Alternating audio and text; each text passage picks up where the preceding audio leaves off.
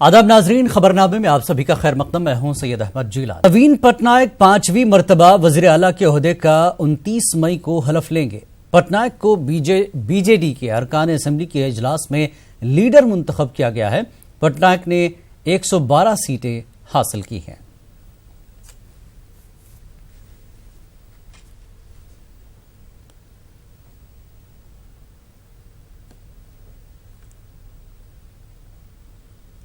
The honorable MLAs of the Biju Janata Dal have elected me as the leader of their legislature party. I am very grateful to them. I am now going to see the governor. Sir, what all prime points you told to the MPs to present in Delhi? I told them to take Odisha's demands forward and to work very hard for the people. I am going now to meet the governor. Gujarat के सूरत शहर की एक commercial building में हुई जबरदस्त आतिशबाजी में जान गंवाने वाले तलबा और तलबात की तादाद बढ़कर 23 हो गई है, जबकि वहीं अस्पताल में 7 तलबा जिंदगी की जंग लड़ रहे हैं। पुलिस कमिश्नर ने अहकामात जारी करके शहर के तमाम कोचिंग सेंटरों को जांच होने तक बंद रखने का हुक्म दिया है।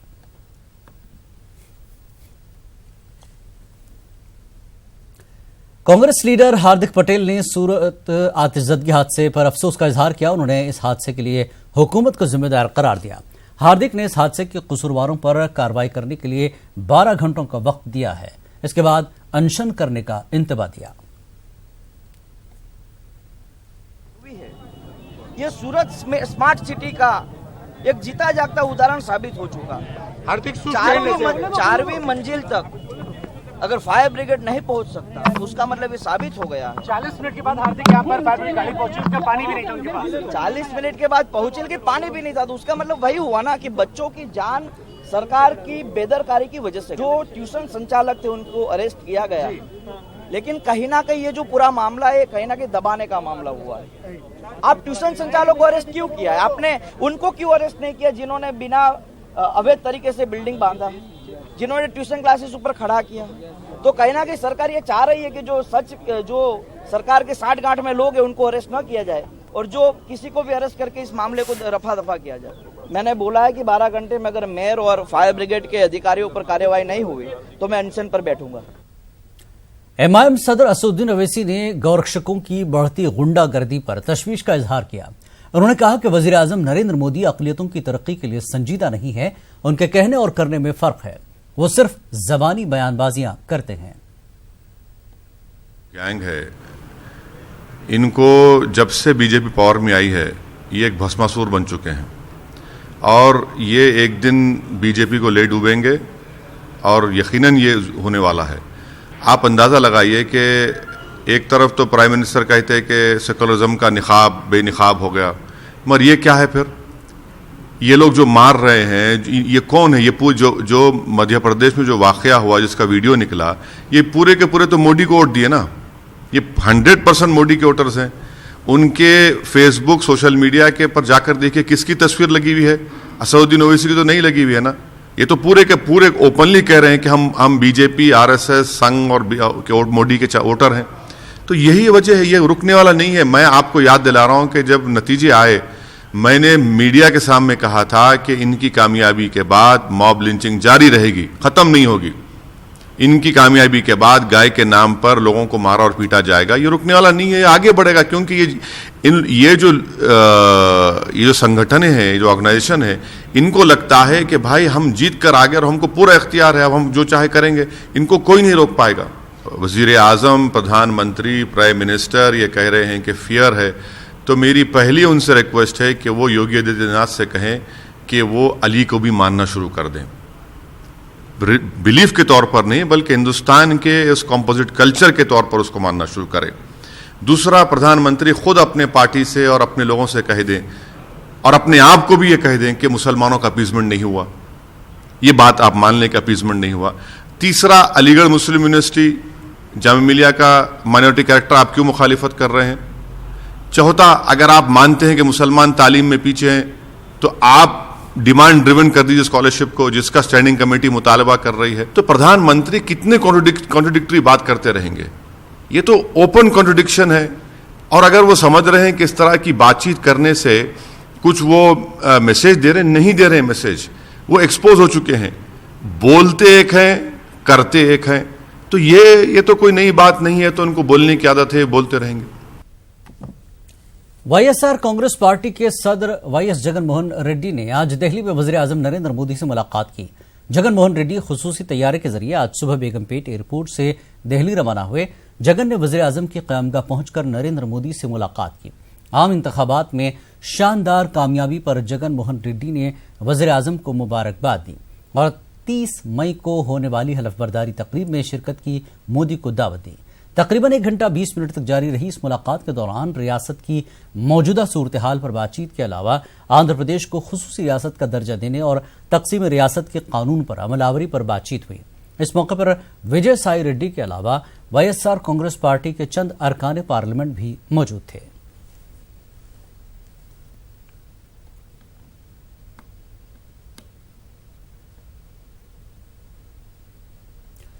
पीएम मोदी और अमित शाह आज गुजरात जाएंगे, जहां दोनों लीडरान पार्टी कारकुनों से मुलाकात करेंगे और उनकी काविशों को सराहेंगे। इसके अलावा वज़ीर आज़म नरेंद्र मोदी आज अपनी वालिदा से आशीर्वाद लेने अपने आबाई मकाम जाएंगे। आपको बता दें कि पीएम मोदी लोकसभा इंतखाबात में कामयाबी के बाद पहली मरतबा अपने मादर वतन जा रहे हैं। पीर को पीएम मोदी अपने पार्लिमानी हल्के वाराणसी का भी दौरा करेंगे। 4,69,000 वोटों से जीत पर वहां के लोगों का शुक्रिया अदा करेंगे।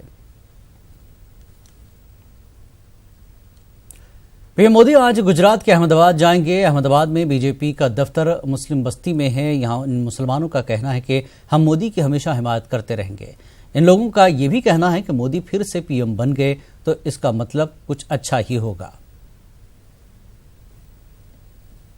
भाई हम लोग तो बहुत खुश हुए। ये जब बीजेपी का ऑफिस जब आया बना तब पूरे विस्तार में लोगों को एक खुशी का माहौल हो गया। क्या चलो भाई ये बीजेपी का ऑफिस आ गया है, अपने को बहुत तकलीफ नहीं पड़ेगी, अपनी सेफ्टी रहेगी। नो डाउट इनको भी ऐसा महसूस हो गया, बीजेपी में भी उनको लगा कि नहीं ये मुस्लिम एरिया बहुत शांत विस्तार है और यहाँ पे बिल्कुल 100% सेफ्टी है। और आज तक भी ये कह रहे हैं कि नहीं ये एरिया बहुत शांत एरिया है और इनके साथ हम लोगों ने सभी मुसलमानों भाइयों ने, पूरे मोहल्लों ने भाईचारा बना रखा है। भाजपा के साथ यही रिलेशन है और एवरी टाइम कुछ भी होता है तो हमको हेल्प करते हैं। और कल जो मोदी साहब ने स्पीच दी थी उसमें उन्होंने जो बोला माइनॉरिटी के बारे में, it is very good for us. और हम लोग भी उनको ब्लाइंडली सपोर्ट करते हैं कि भाई ये जो है इनका जो सबका साथ, सबका विचार, साथ में चलना, वो बहुत बड़ी चीज़ है। और देश ऐसे रिश्ते आगे बढ़ता है, एक आदमी को लेकर कभी देश आगे बढ़ता नहीं है। तो मोदी साहब के जो ख्यालात हैं और जो उनका जो स्पीच है वो हमारे को भी लायक करती है और हम लोग उनको सपोर्ट करते हैं। अच्छा लगता है, वो आएंगे कुछ तो कुछ अच्छा करेंगे। हमने भी एक मकान लिया था 7,55,55 लाख में, तो हमारी सब्सिडी 2-3 महीने में भी आ गई 2,67,000। अच्छे काम, हाँ फायदा तो हुआ है। अच्छा ही अच्छा हो रहा है, आगे और अच्छा होता रहेगा। हाँ और क्या जो मर गया, क्या लाभ हुआ है मोदी जी के 5 साल में? अभी तो पूरा शांति भी में सुकून मिला है, टेंशन नहीं है, धंधा कर रहे हैं, आगे हमारे और धंधा करेंगे। लोकसभा इंतखाबात के नतीजे का ऐलान 23 मई को हुआ। नरेंद्र मोदी ने बड़ी कामयाबी हासिल की। इसका नशा गोंडा में एक मुस्लिम खानदान पर ऐसा पड़ा कि उन्होंने अपने नौज़ायदा बच्चे का नाम नरेंद्र मोदी रख दिया। इस बच्चे की पैदाइश 23 मई को ही हुई थी। गोंडा जिले के तुरबगंज थाना इलाके के मुश्ताक अहमद और उनके अहल खाना ने अपने बच्चे का नाम वज़ीर आज़म के नाम पर नरेंद्र मोदी रजिस्टर करवा दिया है। मुश्ताक अहमद के इस कदम की लोग तारीफ कर रहे हैं।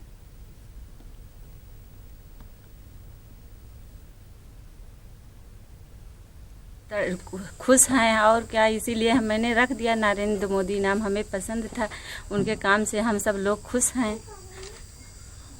आपके पति के पास फोन आया तो आपने क्या बताया? हम यहाँ से अस्पताल से फ़ोन किया कि हमारे जब बेटा पैदा हो गया तो मैंने कहा 23 मई को जब वोट की गिनतियाँ हो रही थी उजीरगंज में, तो मैंने कहा कि अपने बेटा पैदा हुआ है, तो उसने कहा क्या नरेंद्र मोदी आ गए, अपने ही घर में नरेंद्र मोदी आ गए, तो मैंने इसलिए नरेंद्र मोदी रख दिया। नरेंद्र मोदी नाम रखा गया है।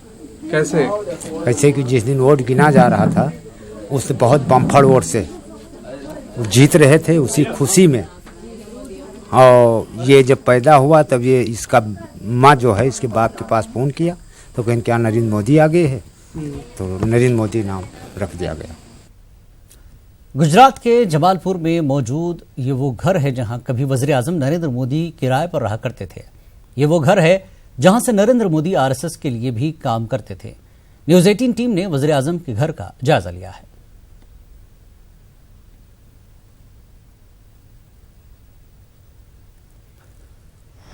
आज हम आपको उस मकान में ले आए हैं जहां पे प्रधानमंत्री नरेंद्र मोदी जी रहते थे। जी हां, इस मकान में आप देख रहे हो यहाँ पे जो किचन एरिया है वही मकान आज भी है। माना जा रहा है कि करीबन 22-23 साल में प्रधानमंत्री जी यहाँ पे रहते थे और इसी मकान जो अहमदाबाद में स्थित है, बिल्कुल जगन्नाथ मंदिर के सामने ये मकान है। आगे चलते हैं, 10 कदम आगे चल के मैं आगे आई हूँ और यहाँ पे आप देख रहे हैं कि जो तस्वीरें लगी हुई है, ये तस्वीरें तकरीबन 1970 में लगी हुई थी यहाँ पे। और यही जो मकान है जहाँ पे ये जो बेड है, इसी मकान में प्रधानमंत्री जी रहते थे। माना जा रहा है कि यहाँ पे आरएसएस की ऑफिस भी थी। कई सारे स्थानिक लोगों से हमने बातचीत की और उन्होंने बताया कि जी हाँ, यही वो मकान है जो आज भी याद है प्रधानमंत्री जी की याद में। आज भी ये जो बेड है यहाँ पे लगाया हुआ है, यही बेड है जहाँ पे सोते थे। तो 22-23 साल की तकरीबन उम्र रही होगी और उसी उम्र में यहाँ पे आरएसएस की ऑफिस और साथ में गुजरात की दिशा भी यहाँ से नक्की होती थी। कैमरा पर्सन हरीश शर्मा के साथ दीपिका खुमार, न्यूज 18 गुजराती, अहमदाबाद। उत्तर प्रदेश के अमेठी में साबिक प्रधान के कत्ल मामले में 7 मुश्तबा अफराद को हिरासत में लेकर पूछताछ की जा रही है। मामले के खुलासे के लिए 3 टीमें बनाकर छापेमारी की जा रही है। खुद स्मृति ईरानी भी अमेठी के लिए रवाना हो चुकी है। महलूक सुरेंद्र सिंह ने स्मृति ईरानी के इंतखाब में बढ़ चढ़कर हिस्सा लिया था। उन्हें स्मृति ईरानी का करीबी माना जाता है। इब्तदाई जांच से पता चला है कि खानदानी रंजिश की बुनियाद पर कत्ल किया गया है। फिलहाल मामले में पूछताछ जारी है। सुरेंद्र सिंह अमेठी के बरोलिया गांव से ताल्लुक रखते थे। साबिक मरकजी वजीर मनोहर पर्रिकर ने इस गांव को गोद लिया था। हुए हैं, हमारी टीम्स उस पर वर्क कर रही है और अभी तक का इनिशियल जो इन्वेस्टिगेशंस है उसमें हमें कुछ वाइटल क्लूज मिले हैं और हम सारे एंगल्स को देख रहे हैं। हमें कुछ पुरानी रंजिशों का भी पता चला है, राजनीतिक विवाद अगर कोई हो तो उसका भी हम पता लगा रहे हैं और हमारी टीम्स लगी हुई है। इन्वेस्टिगेशंस बहुत इंटेंसिव तरीके से चल रहा है। अभी तक हमने 7 व्यक्तियों को हिरासत में ले रखा है और उनसे सघन पूछताछ की जा रही है। साथ ही साथ इलेक्ट्रॉनिक सर्विलांस के द्वारा हमें कुछ बहुत ही महत्वपूर्ण सुराग मिले हैं। मुझे आशा है कि अगले 12 घंटे में हम इसका पर्दाफाश कर देंगे। बीजेपी लीडर सुरेंद्र सिंह के कत्ल पर स्मृति ईरानी ने अफसोस का इजहार किया। उन्होंने इसकी आखिरी रस्मात में शिरकत की। ईरानी ने मैयत को कंधा भी दिया।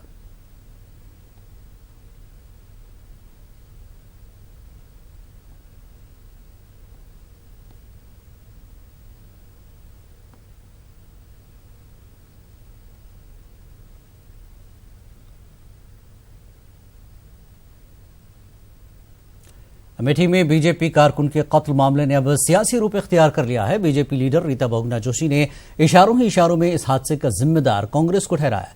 बीजेपी लीडर रीता बहुगुणा जोशी ने कहा कि राहुल की शिकस्त की बौखलाहट में यह हादसा रोनुमा हुआ है। और अपराध है, ऐसे भी कोई भी हिंसा हो तो अपराध के दायरे में आती है, परंतु लोकतंत्र में हिंसा भारत स्वीकार नहीं करेगा और योगी जी की सरकार उसके खिलाफ जो कल्प्रिट्स हैं, अपराधियों पकड़े जाएंगे, सख्त से सख्त सजा के हवाले किए जाएंगे। और मैं ये भी चाहूँगी, कहती हूँ बार बार कि जितने भी राजनीतिक दल हैं उनको अपने अपने कार्यकर्ताओं को संभालना चाहिए। हिंसा का और पैसे की राजनीति समाप्त हो गई।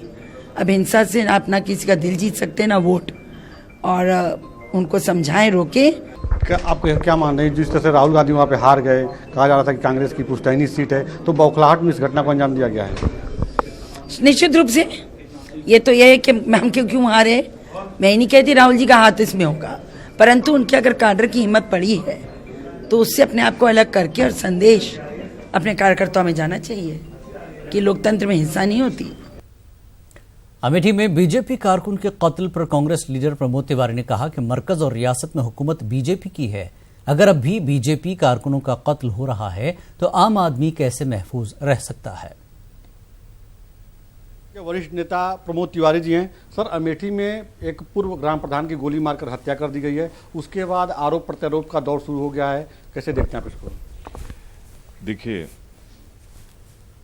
उत्तर प्रदेश में पिछले 2 साल से भारतीय जनता पार्टी की सरकार, केंद्र में भारतीय जनता पार्टी की सरकार पिछले 5 साल से, सांसद भी भाजपा का, विधायक भी भाजपा का, संपूर्ण प्रशासन उन्हीं का। अगर कार्यकर्ता को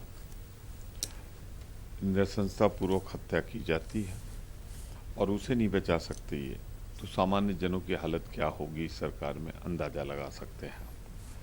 मेरी संवेदना मृतक परिवार के साथ, तो मैं चाहता हूं जिन लोगों ने किया हो उनके खिलाफ कठोर कार्रवाई कानून सम्मत हो। सर, देखा जाए तो भारतीय जनता पार्टी के जो नेता हैं इस पे खुल करके कांग्रेस पार्टी का तो नाम नहीं ले रहे हैं, लेकिन बता रहे हैं कि स्मृति ईरानी की जीत के बाद जो बौखलाहट वहां पे देखने को मिला है उसी का ये परिणाम है। मैं सिर्फ इतना कहूंगा कि सरकार उनकी, प्रशासन उनका कानून सम्मत कार्रवाई करें, इधर उधर के बहाने बना के इसे न टालें। वहाँ और इसके पहले अभी अमेठी में जो कांग्रेस का समर्थक था उस पर हमला हुआ, तो इसका क्या मतलब हुआ? कानून व्यवस्था संभालें, एक दूसरे पर दोषारोपण न करें। बहुत बहुत धन्यवाद सर। कैमरा पर्सन अपू पाठक के साथ राजीव तिवारी, न्यूज 18 दिल्ली। 17वीं लोकसभा के लिए एनडीए के टिकट पर मुंतखब इकलौते मुस्लिम उम्मीदवार महबूब अली कैसर से हमारे नुमाइंदे खुर्रम शहजाद ने मुख्तलिफ मौज़ूआत पर बातचीत की। आइए सुनते हैं। की तरफ से अकेले मुस्लिम उम्मीदवार जीत कर आए हैं चौधरी महबूब अली कैसर, हमारे साथ बातचीत करने के लिए मौजूद हैं। चौधरी साहब, एक तो बहुत बहुत मुबारक हो। कितनी ख़ास जीत है ये, क्योंकि अकेले आप मुस्लिम उम्मीदवार हैं जो जीत कर आए हैं? पिछली बार भी आप ही जीते थे। हर जीत ख़ास ही होती है और अल्हम्दुलिल्लाह अल्लाह का एहसान है कि इस बार फिर दोबारा खगड़िया की पब्लिक ने मेरे ऊपर कॉन्फिडेंस जताया और बहुत ईमानदारी से पिछले 5 साल हमने काम भी किया था उनके लिए, और फिर से दोबारा उन्होंने मौका दिया है। तो इस बार जो भी कमी बेशी रही उसको पूरा करने की हम फिर से कोशिश करेंगे। और जाहिर सी बात है कि खुशी होती है, और ख़ास करके कल जो प्रधानमंत्री जी के भाषण में हम लोग थे वहाँ पर, और उन्होंने जो माइनॉरिटीज़ के मुताल्लिक़ जो विश्वास की बात कही, सबका साथ, सबका विकास, सबका विश्वास की बात कही, वो बहुत ही कहीं ना कहीं उनको लगा होगा कि कुछ विश्वास की कमी है माइनॉरिटीज़ के अंदर। उसको उन्होंने वाज़ा किया कि इस बार उनका विश्वास भी जीतना है। ये बड़ी खुशी की बात है, और हम लोग सब इस पर यकीन करते हैं कि वो जो कहते हैं वो करते हैं, और आने वाले दिनों में इंशाअल्लाह जो कमी थी उसको पूरी की जाएगी। एक सवाल ये है कि जिस तरह से एनडीए की जीत हुई और एक तरह की सुनामी देखने में आई, उसके बाद से कई लोगों ने सोशल मीडिया पर इस तरह के फियर जो है, खौफ का माहौल जो है मुसलमानों में पैदा करने की कोशिश की। मुस्लिम पर्सनल लॉ बोर्ड की तरफ से भी एक लेटर जारी करके कहा गया है कि तशवीश में मुब्तला ना हो, इससे बुरे हालात देखे हैं। तो अब सारी बातों पर लगाम लग गई है। बिल्कुल, हाईएस्ट लेवल पर जब कोई बात होती है और एक प्रधानमंत्री जो कहता है वो करता है, और पूरे हिंदुस्तान को उस पर यकीन है कि is a man of word, his words, तो अब आने वाले दिनों में हमको यकीन है कि जो भी विश्वास की जो भी कमी रही होगी वो ख़त्म हो जाएगा। खुश हैं कि ये एक मजबूत सरकार आई है जो कंट्री को प्रोटेक्ट करेगी हमारे आसपास के दुश्मनों से, सबसे बड़ी बात यह है। और दूसरी बात है कि जो भी विश्वास की कमी है उसको भी पूरा ज़रूर करेंगे, क्योंकि हमारे प्रधानमंत्री जो बोलते हैं वो करते हैं। बहुत बहुत शुक्रिया। तो ये थे चौधरी महबूब अली कैसर, जिन्होंने कहा कि मुसलमानों को डरने की कोई ज़रूरत नहीं है, मुल्क के साथ वो भी तरक्की करेंगे। कैमरामैन वैभव के साथ खुर्रम। आज से तीसरा अशरा शुरू हो गया है। रमज़ान का आखिरी अशरा बाकी दोनों अशरों से ज़्यादा अहम है। पेशे रिपोर्ट। रमज़ान का पहला अशरा रहमतों का है, तो वहीं दूसरा अशरा मग़फ़िरत और तीसरा जहन्नम से आज़ादी का। यूँ तो पूरा रमज़ान ही बरकतों और नेमतों का महीना है, लेकिन उसका आखिरी अशरा सबसे अफजल है, क्योंकि इसमें शब क़द्र छुपी हुई है। अल्लाह ने फरमाया कि हमने कद्र की रात में इस कुरान मजीद को नाजिल किया है। तुम्हें क्या मालूम कि कद्र की रात क्या है? फिर अल्लाह ताला खुद उसका जवाब देते हैं कि लैलतुल क़द्र खैरुम मिन अल्फ़ि शहर, कि क़द्र की रात 1000 महीनों से बेहतर है। उलमा ने लिखा है कि अगर कोई 1000 महीने के बराबर जो इबादत करता है उसको इस रात के अंदर इबादत करने के बराबर सवाब दिया जाता है। इस आखिरी अशरे में एतकाफ भी है। अहादीस से साबित होता है कि आप सल्लल्लाहु अलैहि वसल्लम का मुजाहिदा आखिरी अशरे में काफी बढ़ जाता था। उम्मुल मोमिनीन हजरत आयशा रजी अल्लाह ताला अन्हा फरमाती हैं कि आप सल्लल्लाहु अलैहि वसल्लम बाज़ औक़ात आखिरी अशरे की एक रात में पूरा कुरान भी पढ़ लिया करते थे या फिर सुबह तक इबादत में मशगूल रहते थे। एतकाफ़ के ताल्लुक़ से अल्लाह रब्बुल आलमीन को राज़ी करने के लिए सवाब की नीयत से 20 रमज़ानुल मुबारक के सूरज गुरूब होने से पहले पहले मस्जिद में एतकाफ़ की नीयत से दाखिल हो जाए और जब तक ईद का चाँद नज़र ना आए एतकाफ़ की नीयत करके आदमी बैठे। और इसकी बड़ी फजीलत हदीस में आई है। हज़रत अब्दुल्ला इब्न अब्बास रज़ी अल्लाह तआला अन्हु फरमाते हैं कि जो बंदा एतकाफ़ की नीयत से मस्जिद में बैठता है तो जितनी नेकियां और खैर के काम बाहर होते हैं अल्लाह रब्बुल आलमीन उसको मस्जिद में एतकाफ़ की हालत में देता है। आखिरी अशरे में सदक़े फ़ितर का अहतमाम करना है ताकि गुरबा भी हमारे साथ ईद में शरीक हो सकें और उनको भी वो खुशियाँ हासिल हो जाएं जो हमें हासिल होती है।